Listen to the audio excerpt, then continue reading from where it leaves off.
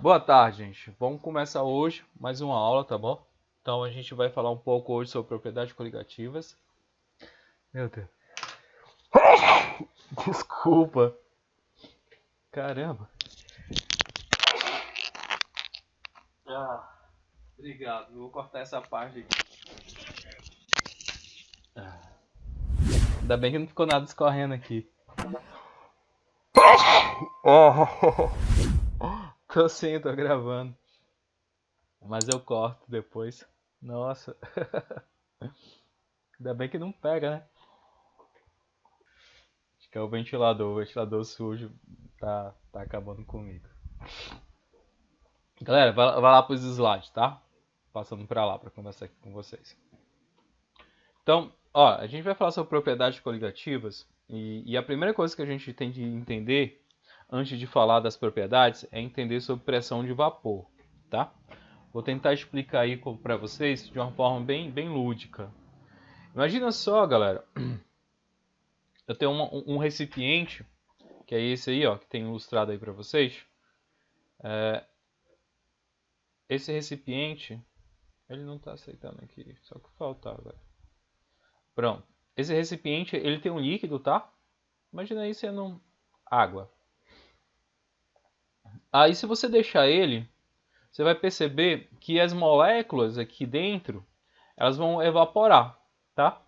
Tipo, se tu pegar um copo com água, imagina só, se tu pegar um copo com água lá, deixa ele aberto, aí tu deixa a água lá presente, né? Aí tu deixa por alguns dias. O que vai acontecer com esse líquido? Ele vai ficar lá? Hã? Será que esse líquido ele vai evaporar? Ele vai evaporar, né? Se você deixar lá, lentamente, algumas partículas elas vão evaporar, tá? Elas vão para o ambiente. E você vai perceber, ó, que o líquido ele vai diminuir o volume. Você vai perdendo gradativamente lá o volume. Por quê? Porque alguns gases eles vão evaporar. Só que aqui nesse sistema que a gente fez aqui, ó, no sistema a gente tem um recipiente fechado, tá bom? Recipiente fechado, então as moléculas elas não vão embora, elas vão ficar presas aqui dentro do sistema. Tá vendo essa setinha aqui assim, ó?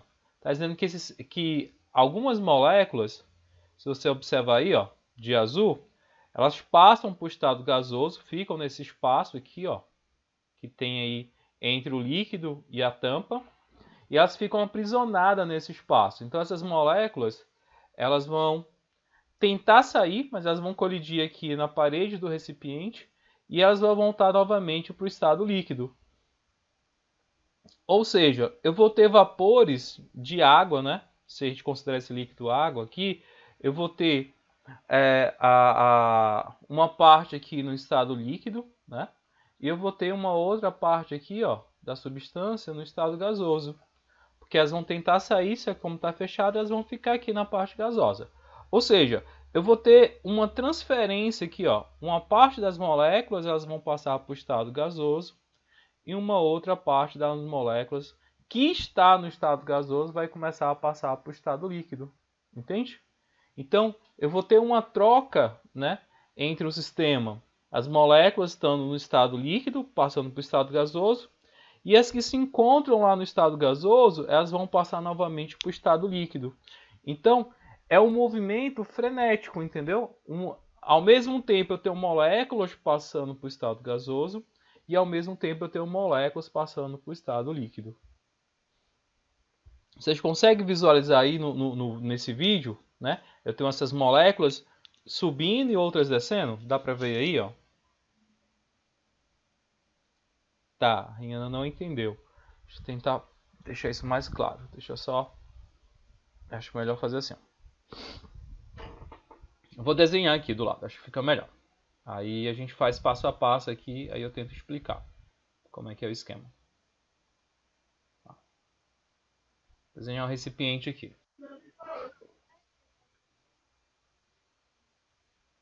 Não, a temperatura normal, ó. Você pega a temperatura normal, pega uma garrafinha com um copo com água, aí você vai lá, pega o copo, imagina lá, coloca água dentro desse copo, tá? Tá aqui, ó, o volume aqui. Primeira situação, esse copo aí ele vai estar aberto, tá bom? O que, que vai acontecer com o volume, com essa água que está dentro desse copo? O que, que vocês acham que vai acontecer? Ela, sumir entre aspas. Por quê? Porque vai evaporar. Uma parte dessas moléculas elas vão evaporar, elas vão escapar para o estado gasoso, entende? Então uma parte vai escapar aqui, ó. Essas moléculas, elas vão escapar e vão para a atmosfera, tá bom? Exatamente, ela vai evaporar. Agora, imagina uma segunda situação, tá bom? Tu vai ter o mesmo recipiente lá. Aqui, ó, tu vai ter o mesmo recipiente. Aí tu vai colocar também a água dentro desse recipiente. Porém, nessa situação,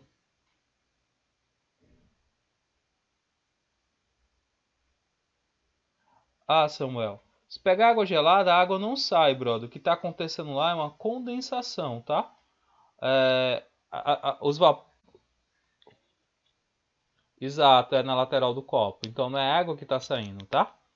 Então, vamos imaginar, ó, essa primeira situação aqui, a galera entendeu.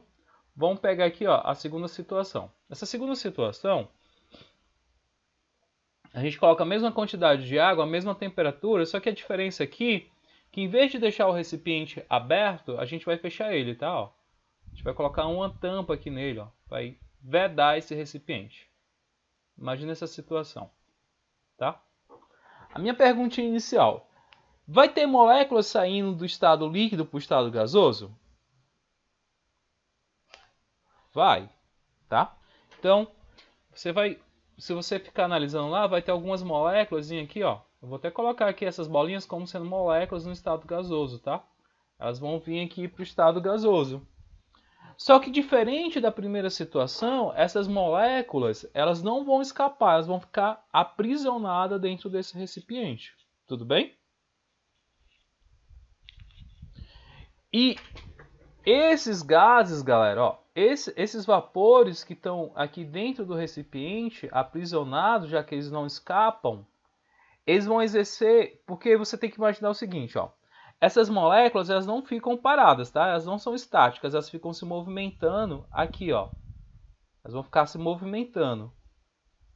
Então elas vão colidir entre elas, vão bater aqui na parede, vão bater novamente lá no líquido. Então elas ficam se movimentando de forma bem aleatória, tá bom? Essas moléculas que estão no estado gasoso, porque elas têm liberdade. Lembra lá que a gente falou que as moléculas no estado gasoso, elas têm liberdade, elas podem se movimentar, tá?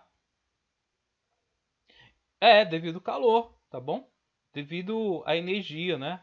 A energia, o calor vai fazer com que elas se movimente. A temperatura, professor, mas a temperatura natural, elas se movimentam? Sim. Temperatura de 22, 18, 10, 0 graus Celsius, elas vão se movimentar. Qual é a temperatura que ela não se movimenta? 0 graus absoluto, né? Que é menos 273 na escala de Kelvin, né? O 0 grau absoluto de Kelvin. Que é menos 273 graus Celsius. Aí, pela teoria, elas não se movimentariam, mas tirando essa temperatura, essas moléculas vão ter esse movimento, tá? Então elas não ficam paradas, elas ficam se movimentando, tentando sair. E esse movimento, olha só, esse movimento das moléculas vai gerar o que a gente chama de pressão, tá? Vai gerar uma pressão interna dentro do recipiente aqui, ó. Beleza? Por que essa pressão, galera? O que vocês acham? Por que essa pressão é gerada aqui dentro desse recipiente?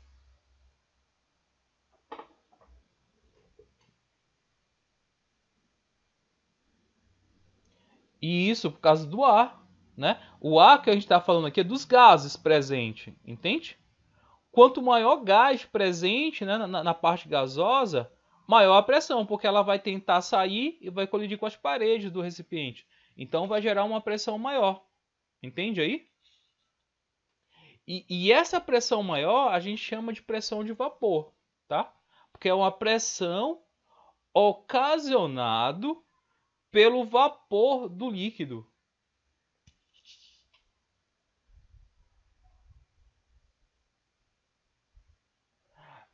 Vamos lá. Celso, é o seguinte, ó.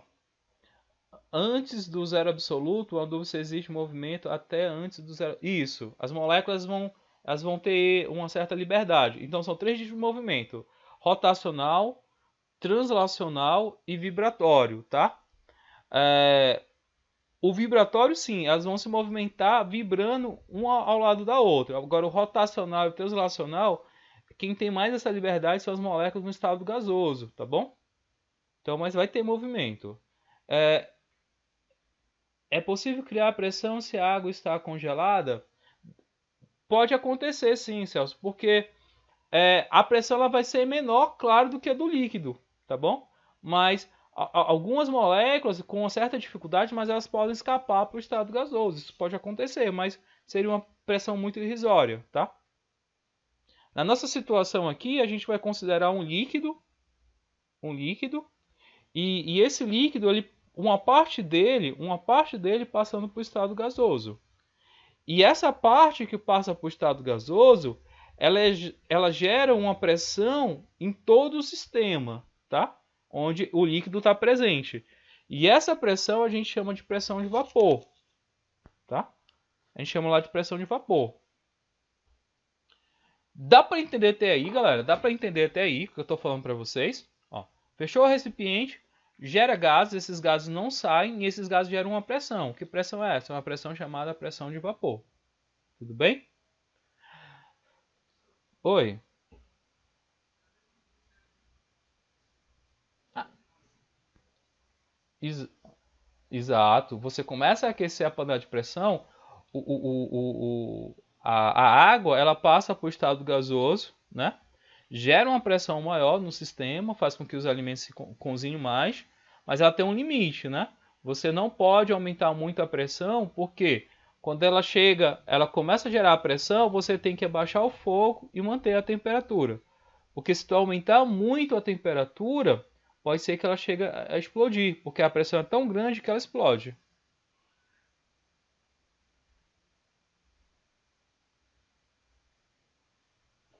Então, galera, vamos lá. Eu vou gerar.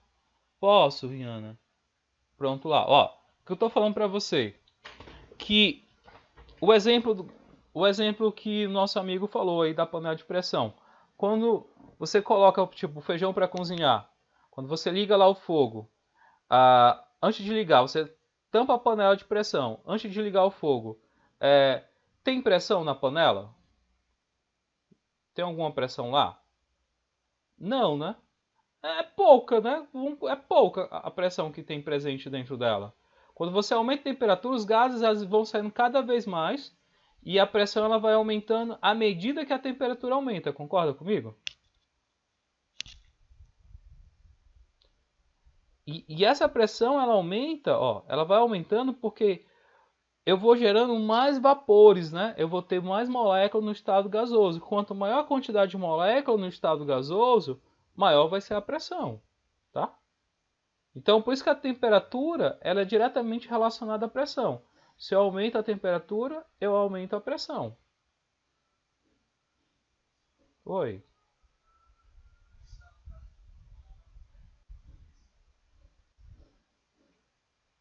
Porque são mais dispersas, né? Tu tem um volume maior, se tu for analisar dessa forma, né? Porque as moléculas no estado gasoso, elas não têm um volume definido. Então elas tentam ocupar aquele volume onde elas se encontram. Então, quando tu aumenta a densidade de moléculas presente em um determinado recipiente, tu aumenta o quê? A pressão. A pressão ali presente dentro dele. Se tu pegar uma Coca-Cola, pega a Coca-Cola. Quando tu abre a Coca-Cola, tu percebe que sai os gases, né? Assim que tu abre, é os gases saindo de dentro da Coca. Por quê? Porque a pressão externa ela é menor do que a pressão interna. Então os gases eles saem. Depois de um tempo, tu não consegue mais perceber essa zoada. Por quê? Porque a pressão quase toda da garrafa ela saiu. Ela está igual à pressão do ambiente. Tá? Rihanna, deu para compreender o que eu quero falar?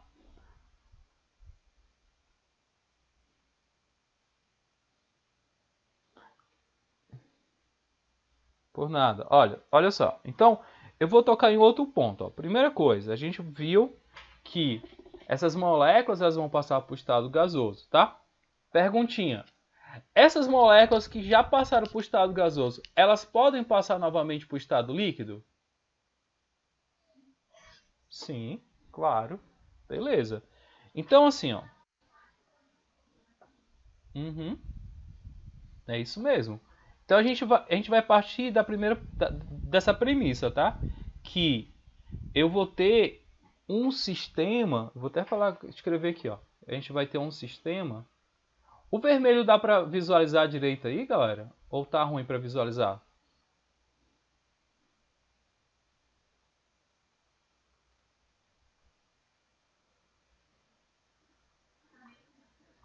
Tá? Então deixa eu pegar aqui uma outra cor. Eu vou mudar depois esse fundo aqui, que ele é ruim, esse quadro, de ficar ruim para visualizar as coisas. Deixa eu colocar aqui uma outra cor para mim falar uma coisa aqui para vocês. Deixa eu colocar o amarelo, talvez ele se destaque aqui um pouquinho mais. Eu vou falar de uma coisa chamada equilíbrio dinâmico, tá? Opa, dinâmico. Deixa eu apagar esse negócio aí, escrevendo errado aqui.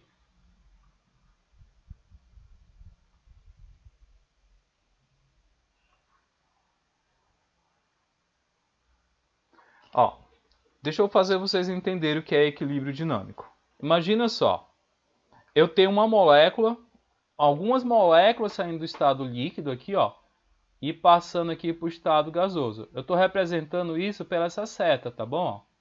Uma seta vermelha indicando para cima. Ou seja, eu tenho moléculas saindo do estado líquido e passando para o estado gasoso. Assim que começa, olha só o que eu vou falar para vocês. Assim que inicia esse processo, eu vou ter moléculas também do estado gasoso passando para o estado líquido, tá bom? Eu vou fazer até uma seta menor aqui, ó. Aí eu vou questionar aqui com a gente, ó. Imaginar uma coisa aqui, ó. Tá vendo que eu fiz uma seta menor descendo? Essa seta menor está dizendo que eu tenho moléculas também no estado gasoso indo para o estado líquido. Mas aí eu pergunto para vocês, no início do processo, bem no início, quando começam essas moléculas a passar para o estado gasoso, a velocidade vai ser maior das moléculas saindo do estado líquido para o estado gasoso ou do estado gasoso passando para o estado líquido? Olha só a situação. Exatamente, ó. Eu tenho moléculas saindo do estado líquido, passando aqui para o estado gasoso, e eu tenho moléculas do estado gasoso passando para o estado líquido, tá? No início do processo, se você imaginar aí, no início do processo, eu vou ter mais moléculas saindo do estado líquido e passando para o estado gasoso, do que o contrário. Por quê, professor? Simplesmente pela quantidade. Eu tenho mais moléculas lá no estado líquido do que moléculas no estado gasoso. Então é natural que aqui, no início do processo, eu vou ter mais moléculas formando no estado gasoso, passando para o estado gasoso, do que o contrário. Entende isso? No início do processo, dá para perceber isso, tá? Aí o que vai acontecer? Se você imagina isso, é como assim, vamos supor, que é como se eu estivesse passando 10 moléculas para o estado gasoso e uma molécula vindo para o estado líquido, entende? Então, se você for ver o somatório, eu vou ter mais moléculas passando para o estado gasoso. Consequentemente, esse número de moléculas no estado gasoso, ele vai aumentar, tá? A quantidade de moléculas no estado gasoso, ao longo do tempo, ela vai aumentar bruscamente. Aí vai chegar um momento, olha só, vai chegar em um momento em que essas velocidades, imagina só, chega em um momento que essas velocidades elas vão ser iguais. É como se, vou botar aqui de outra cor. É como se a quantidade de moléculas que está passando para o estado gasoso, ela vai ser igual à quantidade de moléculas que está passando para o estado líquido. Imagina só, 10 moléculas passando para o estado gasoso e ao mesmo tempo eu tenho 10 moléculas passando para o estado líquido. Certo? Então, quando chega nesse ponto que a gente chama de equilíbrio dinâmico, ó, que eu falei para vocês, o equilíbrio dinâmico. Por que equilíbrio dinâmico? Equilíbrio porque as quantidades elas estão iguais. A velocidade ela é igual. Dinâmico por quê? Porque elas não ficam paradas. Na verdade, essas moléculas elas ficam em constante movimento, por isso que é dinâmico. Então, no equilíbrio dinâmico, a velocidade de evaporação, tá? Evaporação é quando eu saio do estado líquido para o estado gasoso. Ela vai ser igual à velocidade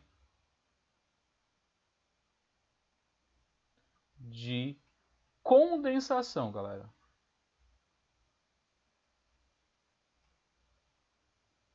Condensação. Condensação é quando eu saio do estado gasoso para o estado líquido, não é isso? Ó?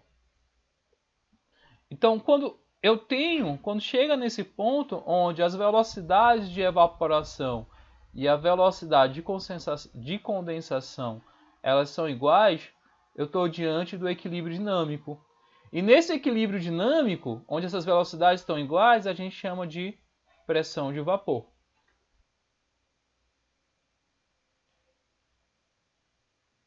Exato, Celso. Existe um limite, tá bom?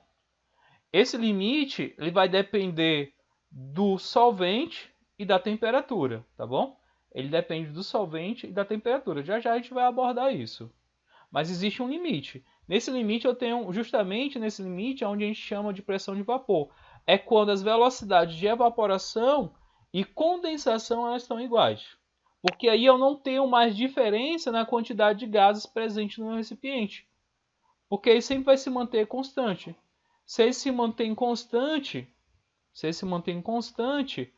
a pressão ela não vai ser alterada. Por quê? A gente viu que a pressão ela depende da quantidade de gases dentro do meu recipiente. Quanto maior a quantidade de gases, maior a pressão. Tá? Quanto menor a quantidade de gases, menor a pressão. Porém, se a quantidade de vapores ela se mantém constante, a pressão ela não vai variar, ela vai ficar o quê? Constante. Então, quando ela fica constante, a gente tem a chamada pressão de vapor, tá? Então, a ideia seria essa. Então, eu vou mostrar aqui para vocês. Ó. A definição seria essa. Ó. A pressão máxima de vapor ocorre quando a velocidade de evaporação é igual à de condensação. Foi o que a gente acabou de falar, né? E responde também a pergunta do Celso, né? Que é a pressão máxima de vapor. Qual é a pressão máxima que ele consegue chegar? A pressão máxima que ele consegue chegar é quando a velocidade de evaporação é igual à velocidade de condensação, tá certo? Então, essa aí é a nossa primeira definição, que a gente já vai trabalhar melhor isso. Hoje tá bom aqui em casa, pessoal. Meus vizinhos aqui estão fazendo reforma. Dá pra escutar aí, galera, essa zoada?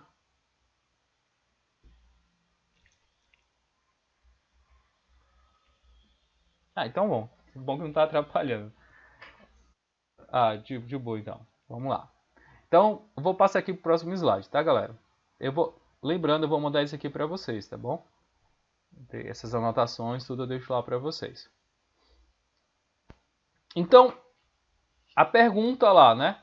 A pressão de vapor ele vai sofrer influência de quê? Né? Quais são as variáveis que vão interferir na pressão de vapor? São duas, somente duas, tá? Pergunta de prova isso aqui, ó.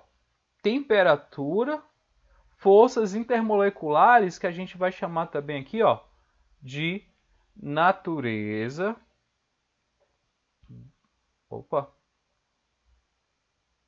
Natureza do solvente, perdão, galera, do solvente. natureza do solvente. Então, quais são as variáveis que vão afetar a pressão de vapor? Temperatura, forças intermoleculares, que é a mesma coisa de natureza do solvente, tá? Eu coloco isso aqui porque alguns livros, dependendo do livro, ele vai falar sobre forças intermoleculares ou outro vai chamar simplesmente de natureza do solvente. Mas aí eu explico já na frente, tá? Então, o que a gente vai fazer agora? A gente vai avaliar aqui a temperatura. Ó. Como é que a temperatura ela vai influenciar nessa pressão de vapor, né? Na pressão máxima de vapor. Então, vamos avaliar aqui. Ó. Vou pegar aqui individualmente cada um. E vou colocar aqui, ó, 2 recipientes aí. Deixa eu só ligar o ventilador que tá quente pra caramba aqui no quarto. Vou botar um ar-condicionado aqui nesse quarto.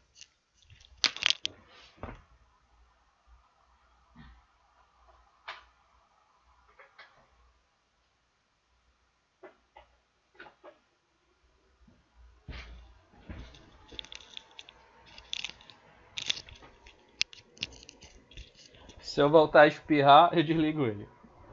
Então, galera, deixa eu perguntar aqui pra vocês, ó. Avalie esses 2 recipientes aí, tá? Esse aqui, o primeiro. Deixa eu colocar aqui. A gente chamar esse aqui de primeiro sistema. E aqui, ó, segundo sistema. Percebe que ambos estão com o mesmo líquido. Vamos considerar que esse líquido aqui é água, tá? Ó, água aqui e água aqui. E são fechados, ó. E são fechados. A quantidade, o volume é o mesmo, tá? A diferença aqui é na temperatura, ó. Esse primeiro sistema, a temperatura está 10 graus Celsius. Esse segundo sistema, a temperatura está 60 graus Celsius. Aí eu pergunto para vocês, qual dos dois tem a maior pressão de vapor máxima? 1 ou 2? O que vocês acham? 60? Olha só, a galera já falou lá, ó, professor. Eu acho que a maior pressão de vapor aqui é 60. Todo mundo concorda com isso? Pode interagir, galera. Creio que sim, o Celso também. Alguém tem uma visão contraditória aí ou não? Todo mundo acredita que quanto maior a temperatura, maior a pressão? Se todo mundo pensa dessa forma, vocês estão corretos, tá? Por quê? Por quê, professor? Porque quanto maior a temperatura, maior a pressão de vapor. É evidente, a gente discutiu isso, né? Ó. Imagina só, nesse primeiro sistema aqui, a 60 graus Celsius, eu vou ter algumas moléculas aqui no estado gasoso. Ó. Vou colocar aqui umas 5 moléculas no estado gasoso, tá? Aqui, como o calor é maior, a temperatura é maior, tá? Eu vou ter uma quantidade, ó, bem maior de moléculas no estado gasoso, tá? Quando comparado com a outra, né? Ó, aqui eu vou ter uma quantidade bem maior de moléculas aqui, ó. Então, eu falei para vocês que a pressão ela está relacionada com a quantidade de moléculas no estado gasoso, entende? Como esse aqui ó, tem uma maior quantidade de moléculas devido à temperatura, porque a molécula para passar para o estado gasoso, ela vai precisar de calor, né? Ela tem que absorver esse calor, essa energia térmica para passar para o estado gasoso. Então, se aqui eu tenho uma maior quantidade de moléculas no estado gasoso, eu posso dizer que a pressão de vapor aqui, ó, ela é bem maior do que do outro sistema. A pressão de vapor desse sistema ela vai ser menor. Por quê? Porque eu tenho uma menor quantidade de moléculas no estado gasoso. Dá para compreender isso, gente?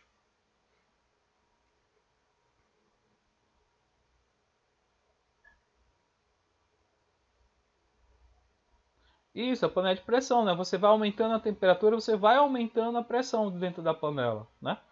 Temperatura ambiente, ela não vai chiar, né? Vamos dizer assim. Você bota 100 graus Celsius, ela começa a chiar porque a pressão lá chegou alta, né? Tá alta a pressão lá. A ideia é a mesma aqui, tá bom? Então, como é que a gente pode resumir?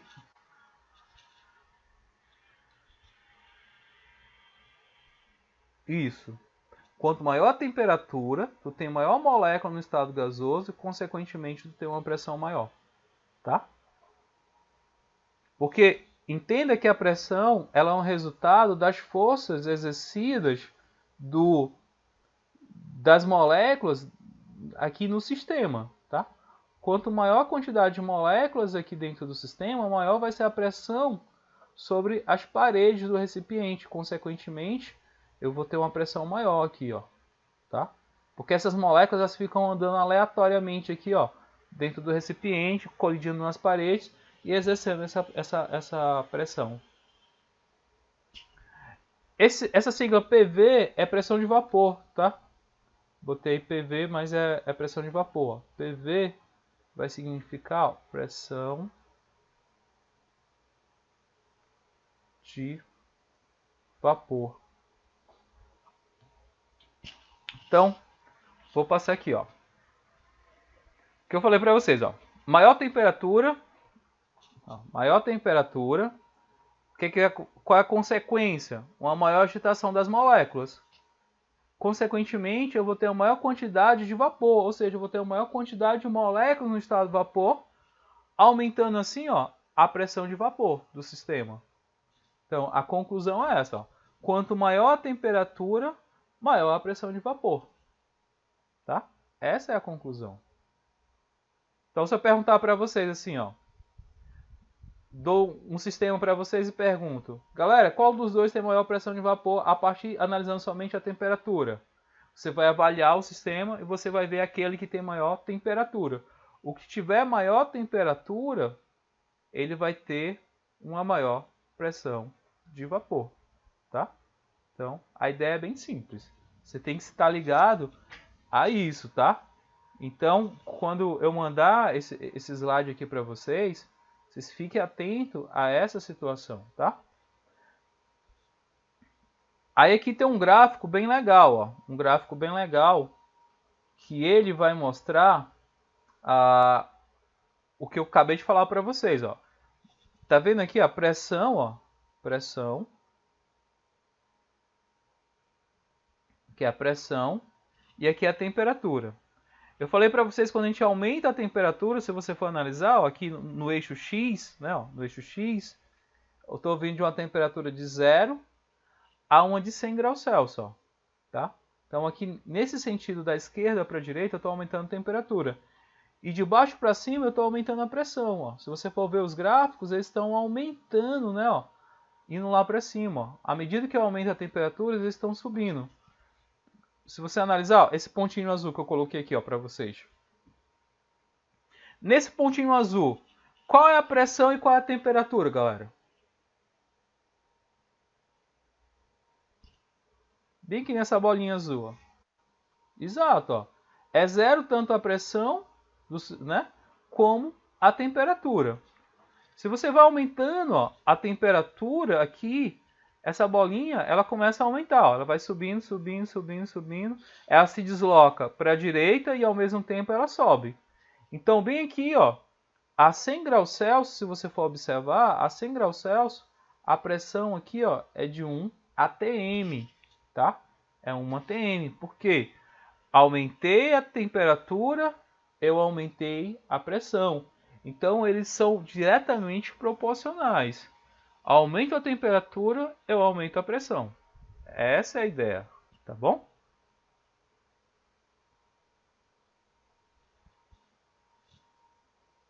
Certo, galera? Deu para entender o gráfico?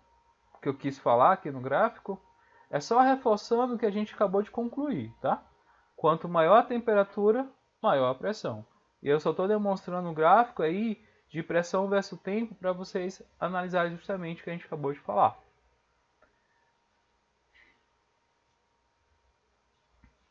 Mas é tranquilo, é bem fácil, tá?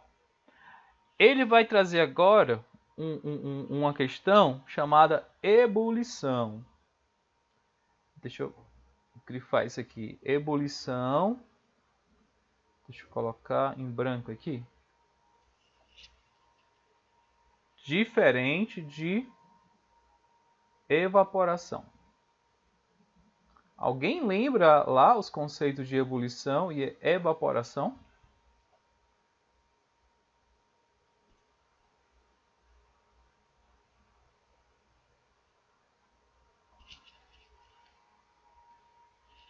Qual é a diferença, galera, de ebulição e evaporação?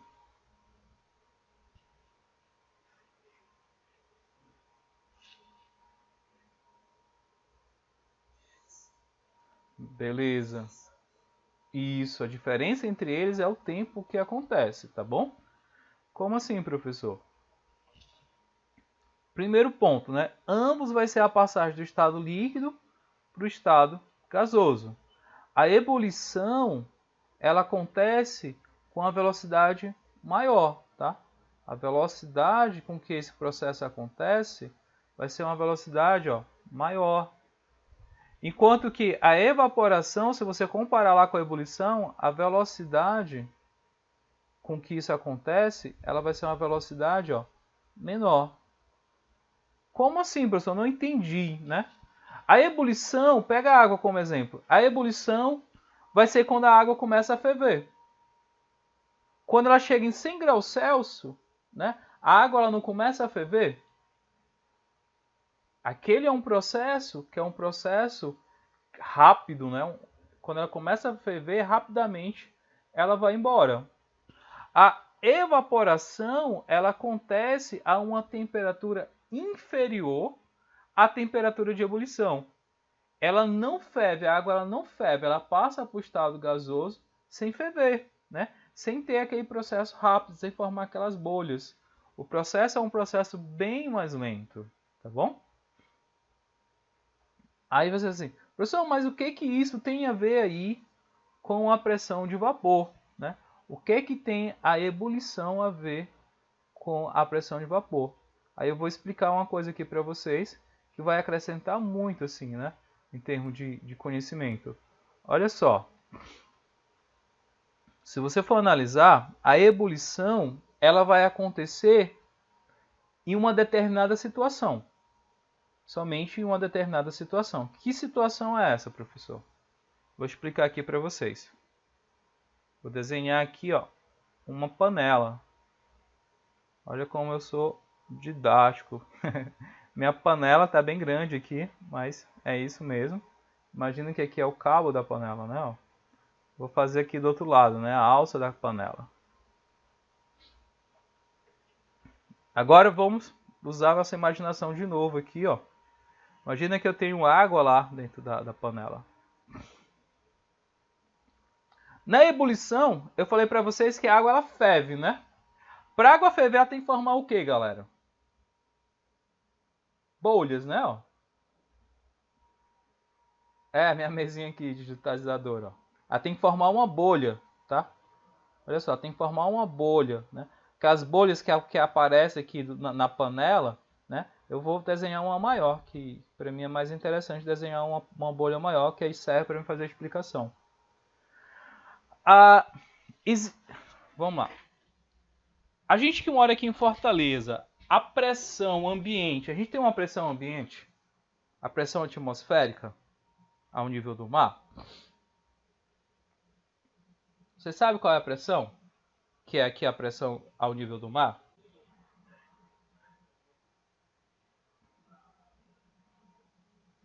Ao nível do mar. A gente...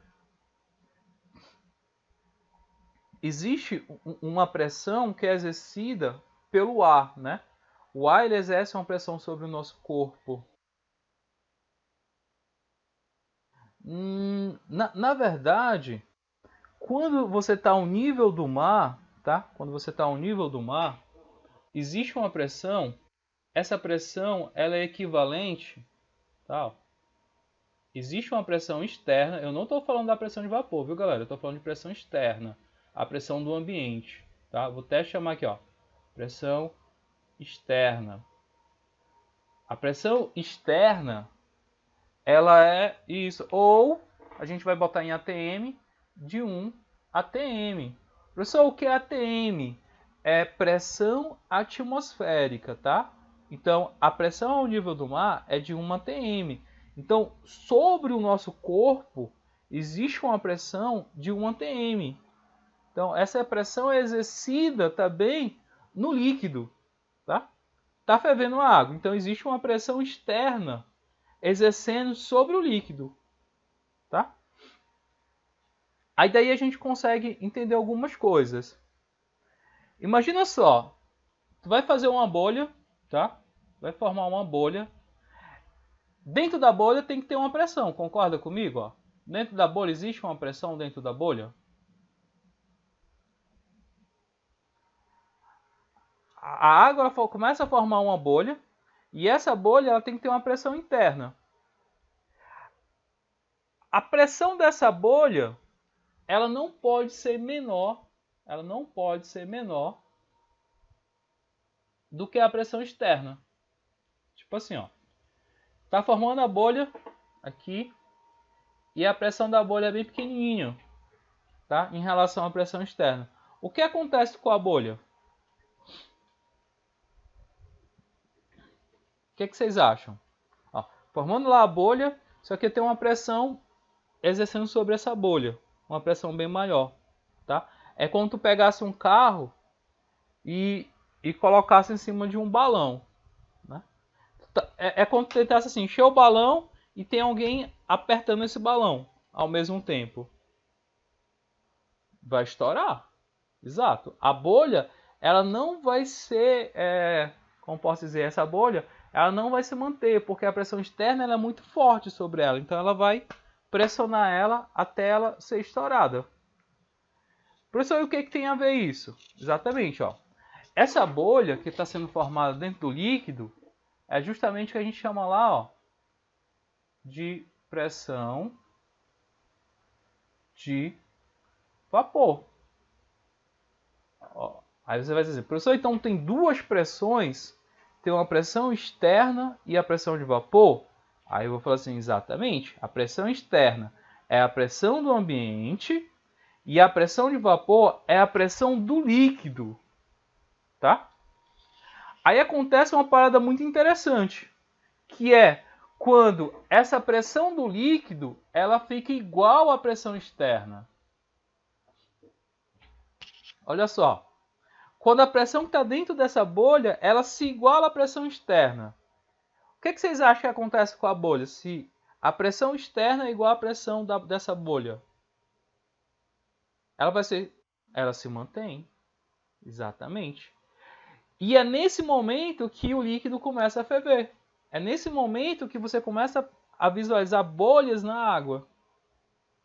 Aquelas bolhas que começam a aparecer na água lá, ó, as bolinhas que começam a aparecer na parede da panela, ela está te demonstrando o seguinte, que a pressão do ambiente, a pressão externa, ela é igual à pressão de vapor do teu líquido. E nesse momento acontece o que a gente chama de ponto de ebulição. Ou seja, o ponto de ebulição ocorre, tá? Quando a pressão de vapor, a pressão do líquido, ela é igual à pressão externa. Olha que louco, tá? O ponto de ebulição, galera, olha só, o ponto de ebulição ele vai acontecer quando a pressão externa for igual à pressão do líquido. Ah, professor, isso acontece isso? Só vai ferver a água quando isso acontecer? Sim. Ela só vai sofrer o processo de ebulição quando a pressão externa for igual à pressão de vapor. Aí entra uma outra ideia bacana. Por quê? Será que dá para controlar a pressão externa? Olha uma perguntazinha para vocês, aqui para vocês refletirem. Se você vai para Guaramiranga, galera. Guaramiranga é uma serra, né? Ela é acima do nível do mar. Vocês acham que a pressão de Guaramiranga é a mesma aqui de Fortaleza, a pressão externa? A pressão diferente. A galera que gosta de assistir jogo, né? Que a galera, o nosso Cearazão aí para quem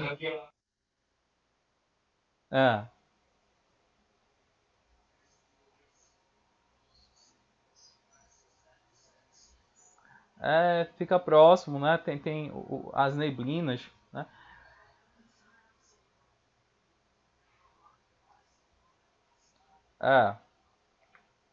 Exatamente. Então, vou falar aqui para vocês, ó.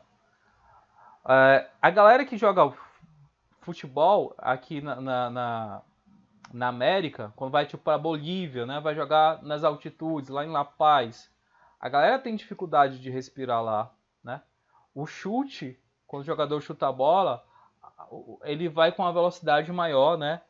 Então o pessoal tem dificuldade de jogar lá por causa do rarefeito, né, que a pessoa fala, porque a pessoa tem dificuldade de adaptação e os times que estão lá já são adaptados ao ambiente, então eles cansam menos e conseguem fazer partidas melhores. Oi? Oi?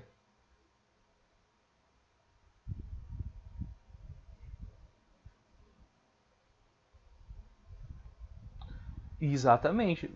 Para você ter uma ideia, os atletas que correm maratonas, né, eles são proibidos de correr em altitude, treinar nas altitudes.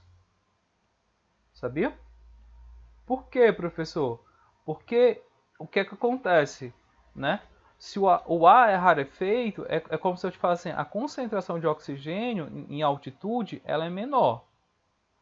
E como ela é menor, para o seu corpo adaptar, né, para você sentir melhor lá, o que seu corpo faz? Ele vai criar as hemoglobinas, né? Então ele vai criar uma quantidade bem maior de hemoglobinas. Eu acho que vocês sabem, as hemoglobinas são responsáveis pelo transporte do oxigênio até as células, né? Então, quanto maior a quantidade de hemoglobina no seu organismo, melhor, pensando em termos de atletismo, né? Ou de esporte, vai ser melhor, porque você vai se sentir menos cansado. Você consegue absorver mais oxigênio, você tem um rendimento bem superior. Então você não vai se sentir tão cansado. As pessoas que moram em altitude, se tu for fazer uma análise de sangue, né? De uma pessoa que mora, tipo, a pessoa voltou aqui em La Paz, né? E você pega uma pessoa que mora ao nível do mar, você faz uma análise para identificar a quantidade de hemoglobina, você vai ver que a pessoa que mora em grandes altitudes ela tem uma quantidade maior de hemoglobinas, que é justamente para fazer essa compensação.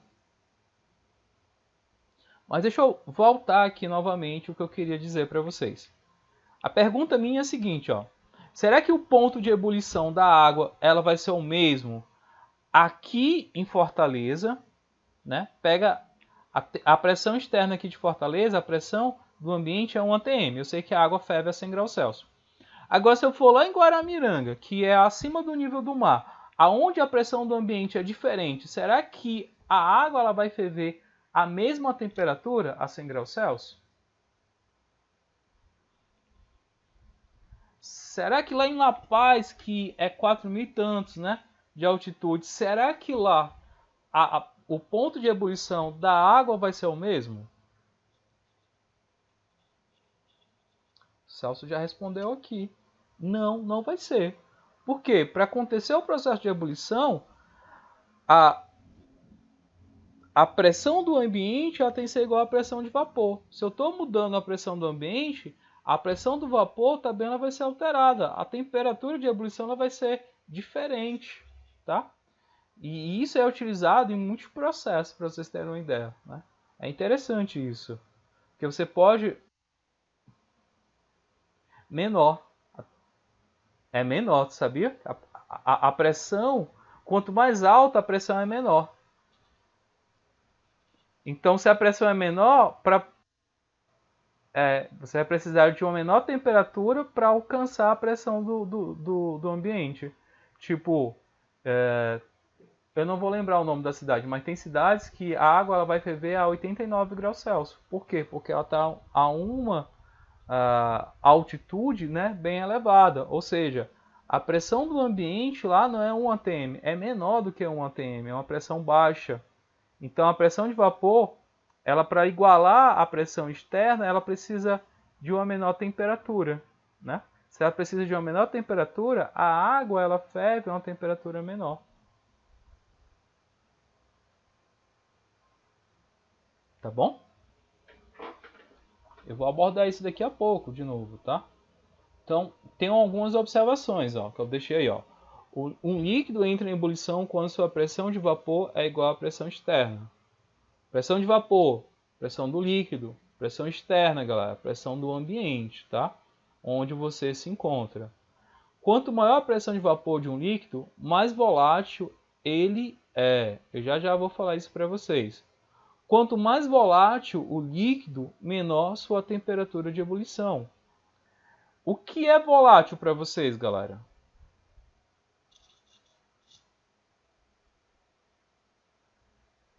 Alguém conhece essa palavra volátil?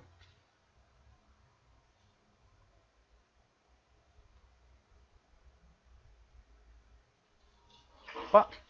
Não, acho que o pessoal tá tomando café. Eu falo já para vocês, ó. Algo instável. Eu vou talvez abordar, eu vou deixar esse gráfico aqui para voltar para ele. Deixa eu abordar nesse aqui, ó. Quando a gente for falar de forças intermoleculares ou, né, que eu falei para vocês também, coloca aqui, ó, natureza dos reagentes. Deixa eu tentar aqui explicar para vocês. Imagina aqui, ó, eu vou colocar dois líquidos diferentes, tá? Eu vou chamar esse aqui de água e vou chamar esse aqui de álcool, de etanol. Beleza? Pergunto aí para vocês. Quem é que vai evaporar primeiro? A água ou o etanol, galera? O etanol. O etanol, ele é mais volátil, olha só a palavra novamente, ó. Ele é mais volátil do que a água. Ele evapora mais fácil do que a água. Quer ver um exemplo? Pega um álcool, o álcool 70%, né? Não precisa nem ser o 100%, que é o que a gente utiliza sem ser o álcool gel. Pega o outro, aquele raiz, né? Que é líquido. Quando você coloca na sua mão, passa ele na sua mão, rapidamente ele faz o quê? Ele seca, na verdade. Você dá uma espirrada assim de álcool na mão, limpou a mão, rapidamente esse álcool ele seca, né? A água, se você jogar água na sua mão, ela seca rápido quando comparado com o etanol. Demora mais, entendeu? E isso, galera, isso está relacionado justamente ao que a gente chama forças intermoleculares, tá? Que é aquele outro parâmetro que vai interferir na pressão de vapor. Como assim, professor? O que são essas forças intermoleculares? São as forças de atração, né? Quando a molécula tem uma maior força de atração, mais difícil vai ser para ela passar para o estado gasoso. Quando essa força ela for menor, mais fácil para ela passar para o estado gasoso. Por isso que também alguns livros, né, utilizam a natureza do reagente. Essa natureza do reagente, essa capacidade de passar para o estado gasoso, está diretamente relacionado com essas forças de interação, tá? São chamadas forças intermoleculares. Então, se tu pegar aqui a água, tá? Vamos fechar esse recipiente aqui, ó. Vamos fechar o recipiente. Deixa eu desenhar aqui. Fecha o recipiente aqui, ó, desse sistema e fecha o recipiente desse outro sistema. Se tu for avaliar, manter a temperatura constante, né? Imagina que a temperatura aqui em torno de 22 graus Celsius, tanto aqui para a água como para o etanol. A temperatura não está variando. O que está variando aí é somente o solvente, tá? Aqui eu vou perceber o seguinte, ó, que vão formar os gases, tá? Aqui eu vou ter vapores de água presente aqui. E aqui desse outro lado eu também vou ter vapores de etanol. Só que o etanol ele é mais volátil do que a água, ou seja, eu vou ter mais moléculas no estado gasoso aqui, ó, do que lá na água. Ele vai ser mais volátil, consequentemente, eu tenho uma quantidade maior de moléculas. Aí a minha pergunta para vocês é a seguinte: qual desses dois recipientes vai ter a maior pressão de vapor, né? Qual desses aí, ó, vai ter a maior pressão de... Exatamente. Desses dois aí, ó, o etanol, ele que vai ser o que tem maior pressão de vapor. Por quê, professor? Porque ele é mais volátil. Por quê, professor, ainda? Porque as forças de atração, né, as forças intermoleculares,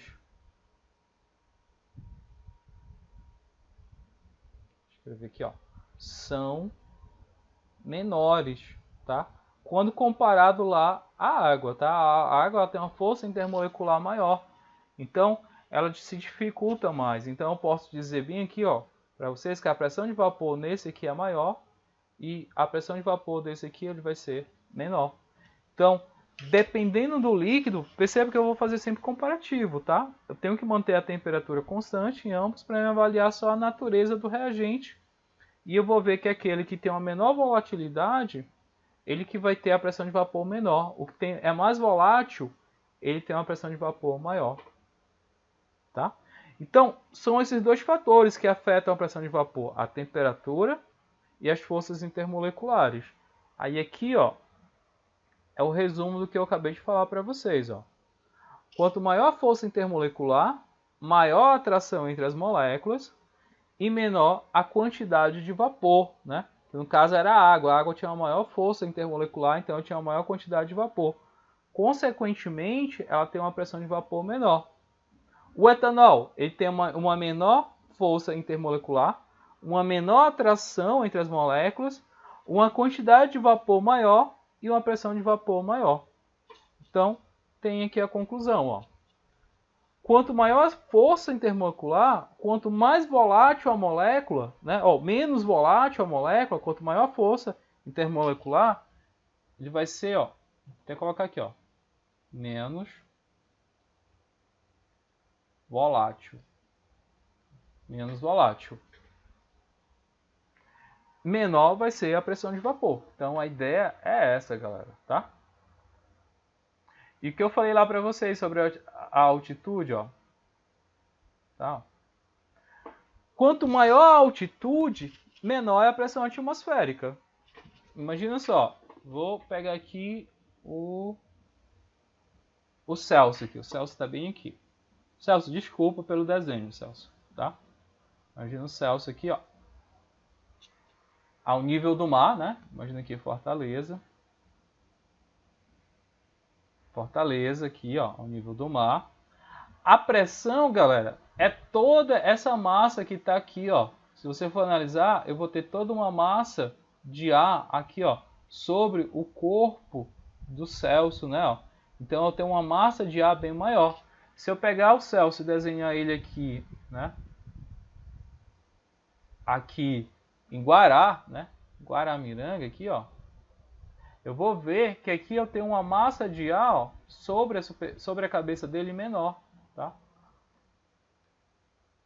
Consequentemente, galera, aqui, ó, a pressão do ambiente ela é maior do que a pressão aqui. A pressão aqui ela vai ser, ó, menor.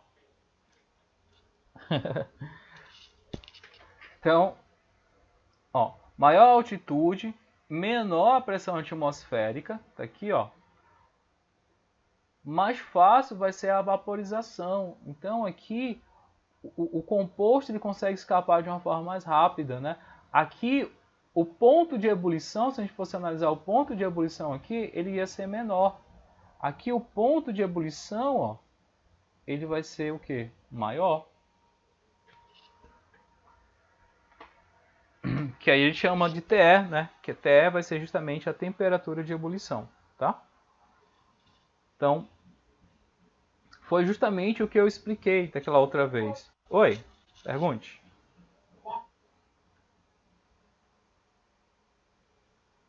Tá, explico sim.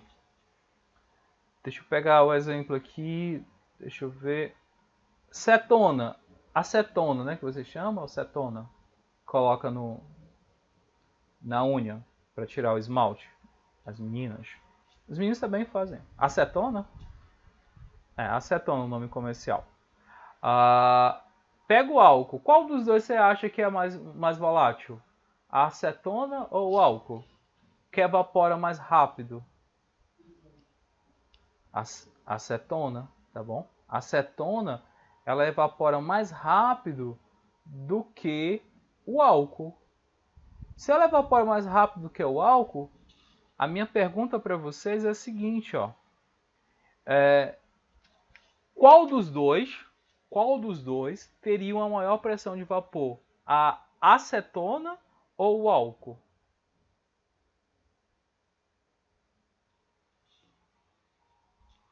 que é que vocês acham? Ó. Opa! Tá, eu vou desenhar aqui, ó. Tem um recipientezinho aqui, ó, com álcool, tá? Tu tem um outro recipiente aqui do lado com acetona, beleza? Aí eu perguntei assim pra ti, ó. Vamos pegar aqui o raciocínio. Vocês me falaram que a acetona ela é mais volátil, não é isso? Ela evapora mais fácil do que o álcool.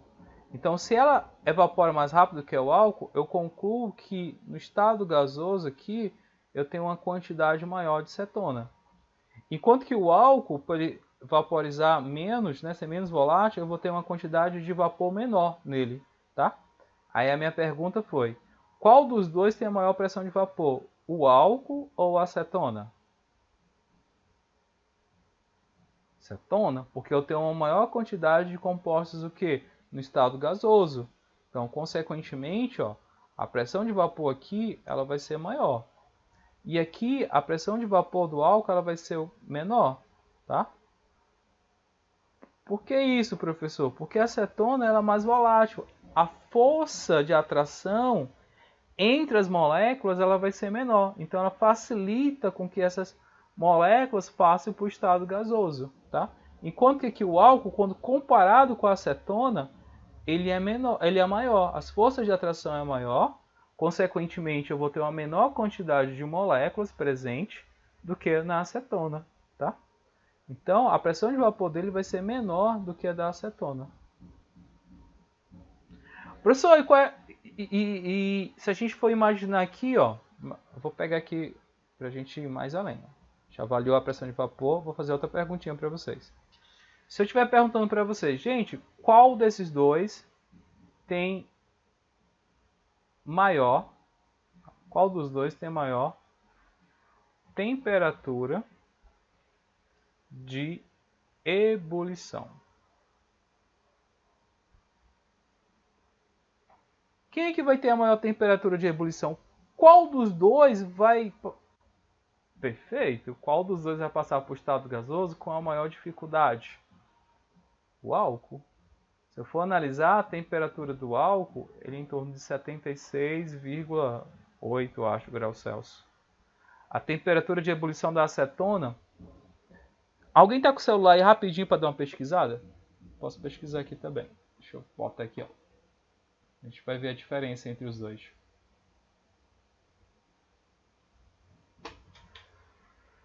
Temperatura.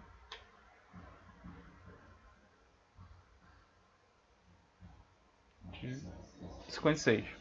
Ótimo. Ó, a da acetona, a temperatura é 56 graus Celsius. Olha só. Por que isso? Agora a gente consegue compreender o porquê disso. Porque, se você for analisar aqui, ó, a pressão de vapor da acetona ela é maior. Se a pressão de vapor dela é maior, consequentemente a temperatura de ebulição dela é menor. É inverso. Aqui, ó, o álcool, a pressão de vapor dele é menor. Consequentemente, ele vai ter mais dificuldade para passar para o estado gasoso. Ou seja, a temperatura de ebulição dele vai ser maior. Tá? Então, eles são inversos. Oi. Tá. É porque a gente não falou ano passado de forças intermoleculares, não deu tempo, tá? Mas talvez eu precise falar sobre forças intermoleculares com vocês.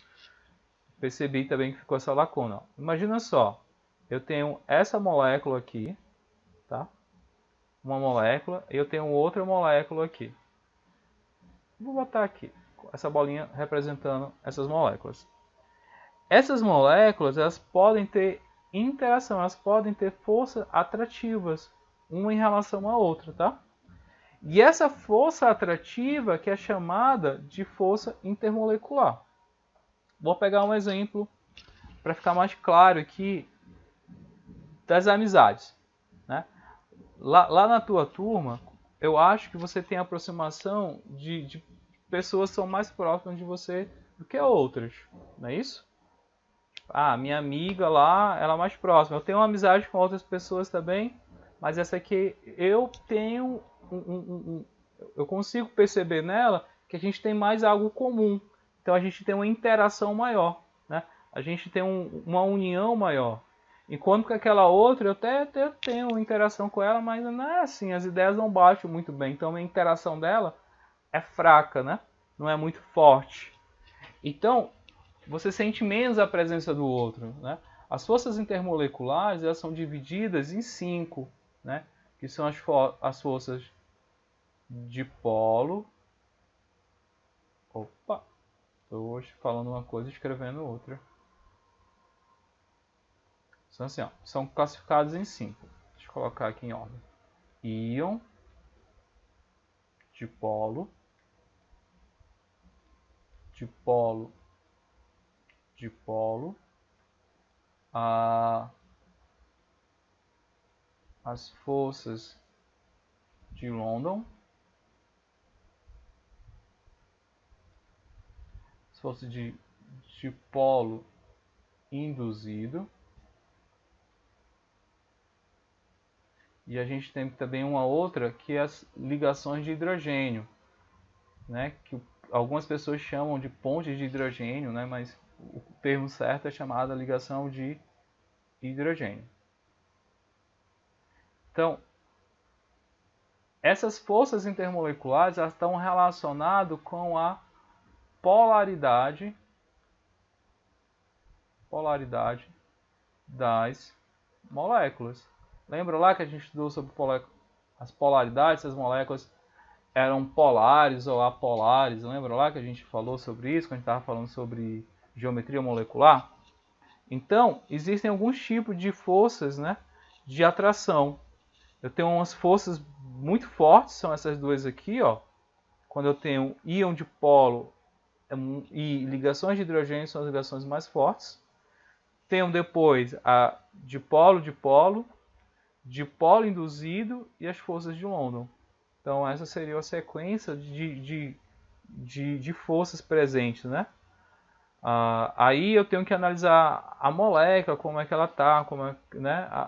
As interações presentes dentro da molécula para mim discutir sobre essas forças intermoleculares. Mas a ideia, né, em termos gerais, é assim, quanto maior a força, quanto maior a atração, mais difícil vai ser essas moléculas passarem para o estado gasoso, porque é como ela está querendo ir lá para o estado gasoso e tem outro segurando. Não, você não vai não, você vai ficar aqui. Então tem uma força de atração muito grande entre elas. Tá? Então a ideia é mais ou menos essa. Tudo bem? A Rihanna perguntou aqui faz um tempinho, 7 minutos. Seria por conta dela ser uma mistura? Eu acho que estava falando da acetona, né, Rihanna? Mas não, eu não estou nem levando em consideração isso, tá, Rihanna? É só simplesmente pela própria natureza dela. Ela tem uma ligação mais fraca entre outras. Elas não são tão ligadas assim, entendeu? Elas são mais distantes, então é devido a isso.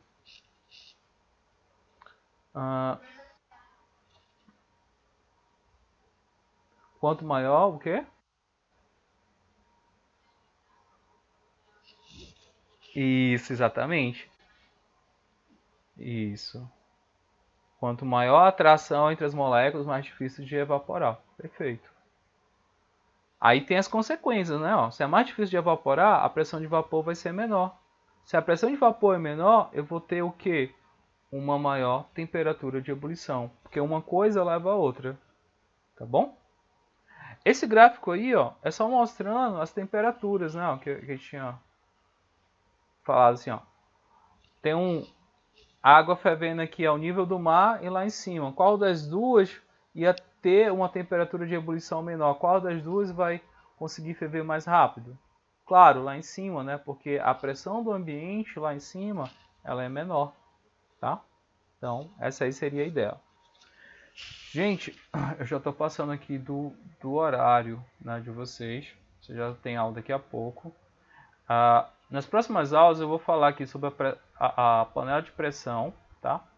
Mas aí fica o exercício para vocês tem algumas questões, tem essa aqui que já está respondida, que é a primeira, que eu deixei aí, já está respondida, mas a segunda, a terceira e a quarta questão, tá?